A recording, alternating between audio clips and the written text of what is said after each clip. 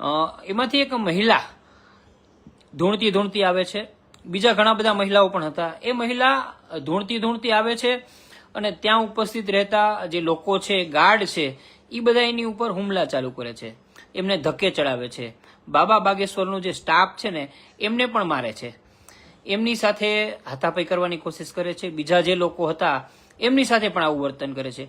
પરંતુ એ મહિલા ત્યાંથી આગળ આવીને, તમે વિડીયો આખો જોશો તો તમને ખ્યાલ આવશે, આગળ આવીને મહેમાન જ્યાં બેઠા હતા, યજમાન બેઠા હતા, ત્યાં જવાની કોશિશ કરે છે.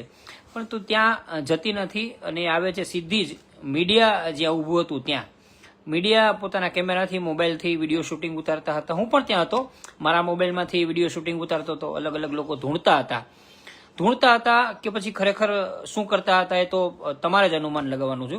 પણ આપણે માનીએ કે એ લોકો ધૂણતા હતા, એમને કોઈ શારીરિક તકલીફ હશે, માનસિક તકલીફ હશે.